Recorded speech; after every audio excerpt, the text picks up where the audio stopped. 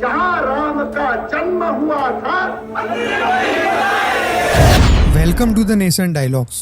भारतीय राजनीति का एक ऐसा मुद्दा जिसने कई सरकारें बनाई और कई सरकारें बिगाड़ी भी है। हम बात कर रहे अयोध्या राम जन्मभूमि विवाद की। बड़े लंबे संघर्ष और अनगिनत बलिदानों के बाद 22 जनवरी 2024 को राम मंदिर का निर्माण हुआ। राम जन्मभूमि आंदोलन में भाजपा ने शुरुआत से ही अगुवाई की और मौजूदा भारत सरकार ने इसके निर्माण में काफी रुचि दिखाई। राम मंदिर निर्माण हिंदू आस्था से जुड़ा हुआ मुद्दा है और प्रधानमंत्री मोदी ने रामलला की प्राण प्रतिष्ठा कर 2024 के लोकसभा चुनावों में कितनी सेंधमारी की है, यह इस वीडियो के अंत में स्पष्ट हो जाएगा। साथ ही mood of the nation C voter का सर्वे भाजपा को कितनी सीटें दे रहा है, यह भी इस वीडियो में हम जानेंगे। आगे बढ़ने से पहले हमारे चैनल को सब्सक्राइब जरूर करें। If you like this video then please subscribe us. 2024 के लोकसभा चुनाव में राम मंदिर का मुद्दा भाजपा के लिए कितना कारगर रहेगा, वह जानने के लिए हमें राम मंदिर और उससे जुड़ी राजनीति की पृष्ठभूमि को समझना पड़ेगा। वैसे राम मंदिर का विवाद आज़ादी से पहले और आज़ादी के कुछ वर्षों बाद भी चर्चा का विषय बना रहा है। इसे लेकर कई छोटे बड़े आंदोलन भी होते रहे हैं, लेकिन बीजेपी लीडर लाल कृष्ण आडवाणी द्वारा रथ यात्रा का आयोजन करने के बाद इस मुद्दे ने सीधे तौर पर सोए हुए हिंदू समाज को जगा दिया था। सोमनाथ से चला है और जिसने मन में संकल्प किया हुआ है कि 30 अक्टूबर को वहां पर पहुंच करके कार सेवा करेंगे और मंदिर वहीं बनाएंगे, उसको कौन रोकेगा? कौन सी सरकार रोकने वाली है? लाल कृष्ण आडवाणी ने 25 सितंबर 1990 से लेकर 30 अक्टूबर 1990 तक गुजरात के सोमनाथ से अयोध्या तक की एक रथ यात्रा निकाली थी, जिसमें कई हिंदू संगठनों ने बढ़ चढ़कर हिस्सा भी लिया था। हालांकि इस यात्रा को तत्कालीन मुख्यमंत्री लालू प्रसाद यादव ने बिहार में ही रोक दिया था, लेकिन यह यात्रा भाजपा की किस्मत बदलने में सफल रही। इस यात्रा के बाद भाजपा पूरे देश में एक बड़ी शक्ति बन के उभरी। मैं इस मंच के माध्यम से पुनः श्री आडवाणी जी से अपील करना चाहता हूं, अपनी यात्रा को स्थगित कर दें, स्थगित करके वो दिल्ली वापस चले जाएं। देश हित में अगर इंसान ही नहीं रहेगा, इंसान नहीं रहेगा तो मंदिर में घंटी कौन बजाएगा? एक समय में लोकसभा की 2 सीटें हासिल करने वाली भारतीय जनता पार्टी 80 सीटों पर पहुंच गई और 1993 में हुए बाबरी विध्वंस के बाद अटल जी के नेतृत्व में भाजपा सीधे सत्ता पर काबिज हुई थी। हालांकि अटल जी ने सत्ता तो बनाई, लेकिन पर्याप्त बहुमत न होने के कारण हर बार भाजपा राम मंदिर के निर्माण के लिए आगे न बढ़ सकी। ऐसे में 2004 में यूपीए 1 यानी कांग्रेस उसके सहयोगी दलों के साथ सरकार में आई और राम मंदिर का मुद्दा फिर ठंडे बस्ते में चला गया। यूपीए 1 ने अपना कार्यकाल पूरा किया और 2009 में हुए लोकसभा चुनाव में फिर से यूपीए गठबंधन सत्ता में काबिज हुआ। यूपीए के शासन में राम मंदिर का निर्माण असंभव लगने लगा था, क्योंकि भारतीय जनता पार्टी भी एक के बाद एक चुनाव हार चुकी थी। भाजपा भले ही लोकसभा चुनाव हारती रही, लेकिन राम मंदिर निर्माण भाजपा के घोषणा पत्र में हमेशा बना रहा। भारतीय जनता पार्टी एक स्पष्ट जनादेश का इंतजार कर रही थी और अंत में 2040 के इलेक्शन में यह इंतजार भी खत्म हुआ। कांग्रेस के नेतृत्व वाली यूपीए 2 सरकार में भ्रष्टाचार और निर्भया कांड ने एक बड़ा जन आंदोलन छेड़ दिया था। अन्ना हजारे और उनके सहयोगी अरविंद केजरीवाल ने कई छोटे बड़े आंदोलन कर यूपीए सरकार की नींव हिला दी थी। इन सारे आंदोलनों का फायदा भारतीय जनता पार्टी को 2040 के इलेक्शन में मिला, क्योंकि कांग्रेस का विकल्प देश भर में सिर्फ भाजपा ही थी।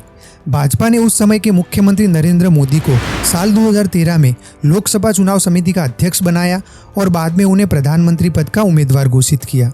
नरेंद्र मोदी को प्रधानमंत्री पद का उम्मीदवार घोषित करते ही हिंदू वोटों का ध्रुवीकरण हुआ। हिंदुओं में एक बार फिर राम मंदिर निर्माण की आस जगी। ऐसा इसलिए क्योंकि नरेंद्र मोदी की छवि एक कट्टर हिंदुत्ववादी नेता की थी और नरेंद्र मोदी ने आडवाणी जी की रथ यात्रा में अहम भूमिका भी निभाई थी। 2014 में नरेंद्र मोदी के नेतृत्व में भाजपा सरकार बनाने में सफल रही। भाजपा को इन चुनावों में 282 सीटें भी मिली। देश की जनता ने कई सालों बाद किसी एक पार्टी को स्पष्ट जनादेश दिया था, लेकिन भारतीय जनता पार्टी अपने पहले कार्यकाल में राम मंदिर का निर्माण करने में विफल रही, जिसके 2 प्रमुख कारण थे। उत्तर प्रदेश में समाजवादियों की सरकार का होना और सुप्रीम कोर्ट में यह मामला काफ़ी समय से लंबित होना। भारतीय जनता पार्टी अगर चाहती तो संसद में एक कानून बनाकर राम मंदिर का निर्माण कर सकती थी। भाजपा के पास पर्याप्त बहुमत भी था, लेकिन भाजपा ने न्यायपालिका पर विश्वास जताया। वहीं साल 2017 में उत्तर प्रदेश विधानसभा में चुनाव हुए, जिसमें भाजपा ने जबरदस्त बहुमत हासिल किया और योगी आदित्यनाथ के नेतृत्व में सरकार बनाई। योगी आदित्यनाथ के मुख्यमंत्री बनते ही राम मंदिर निर्माण की मांग जोरों शोरों से उठने लगी। यहाँ तक कि संघ द्वारा भी राम मंदिर निर्माण की मांग उठाई गई। हालांकि योगी आदित्यनाथ ने सरकार में आते ही राम मंदिर से जुड़े दस्तावेज और अन्य सबूतों को इकट्ठा किया और सुप्रीम कोर्ट में लंबित पड़े इस मामले को जल्द से जल्द निपटाने की भरपूर कोशिश की। केंद्र सरकार ने भी सुप्रीम कोर्ट में इस मामले की जल्द से जल्द सुनवाई के लिए काफ़ी दबाव बनाया। फिर आया साल 2019 में लोकसभा के चुनाव हुए और भारतीय जनता पार्टी को एक बार फिर से स्पष्ट जनादेश मिला। वहीं दूसरी तरफ लंबी सुनवाई और सबूतों के अध्ययन के बाद सुप्रीम कोर्ट की 5 जजों वाली पीठ ने 5-0 से विवादित राम जन्मभूमि में हिंदुओं के पक्ष में फैसला सुनाया। सुप्रीम कोर्ट के निर्णय को पूरे देश ने स्वीकार किया और 5 अगस्त 2020 को प्रधानमंत्री मोदी ने राम मंदिर निर्माण की आधारशिला रखी। प्रधानमंत्री मोदी ने राम मंदिर के निर्माण में काफी दिलचस्पी ली। राम मंदिर निर्माण से ठीक पहले 2023 में 4 राज्यों में विधानसभा चुनाव भी हुए, जिसमें भारतीय जनता पार्टी ने मध्य प्रदेश, छत्तीसगढ़ और राजस्थान में जबरदस्त बहुमत हासिल किया। राम मंदिर के निर्माण के बाद भाजपा काफी मजबूत स्थिति में लोकसभा 2024 के चुनाव में उतर रही है। यहाँ तक कि प्रधानमंत्री मोदी ने राष्ट्रपति के धन्यवाद प्रस्ताव पर संसद में अपनी एक स्पीच के दौरान यह दावा भी किया कि भारतीय जनता पार्टी इस बार 370 सीटें हासिल करेगी और एनडीए गठबंधन 400 सीटें हासिल करने में सफल रहेगा। देश कह रहा है अब की बार, खड़गे जी भी कह रहे हैं, देश का मिजाज एनडीए को तो 400 पार कर पाई के रहेगा। भारतीय जनता पार्टी को 370 सीट अवश्य देगा। हालांकि हाल ही में हुए सी वोटर के सर्वे में भारतीय जनता पार्टी को 304 सीटें मिलने की संभावना जताई गई है। प्रधानमंत्री मोदी के आगे कांग्रेस कोई विकल्प पेश करने में विफल रही है। साथ ही 500 वर्ष के लंबे इंतजार और अनगिनत आंदोलनों के बाद राम मंदिर का निर्माण भी हुआ है।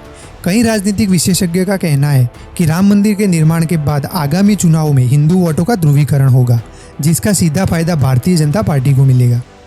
ऐसे में भाजपा का वोट प्रतिशत जो साल 2019 के चुनाव में 37% के पास था, वह राम मंदिर निर्माण के बाद 40 से 42% तक बढ़ सकता है।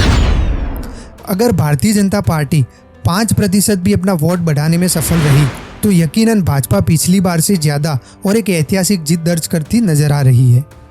C voter mood of the nation के सर्वे में भी राम मंदिर निर्माण के बाद भाजपा को बढ़त मिलती दिख रही है। राम मंदिर भाजपा के घोषणा पत्र में हमेशा से शामिल रहा है और भारतीय जनता पार्टी ने वर्षों पूर्व जनता को दिया हुआ वचन भी निभाया है। इसका सीधा फायदा 2024 के लोकसभा चुनाव में भाजपा को मिलना तय माना जा रहा है। इस विषय पर आपकी क्या राय है, वह कमेंट बॉक्स में हमें ज़रूर लिखिएगा। धन्यवाद।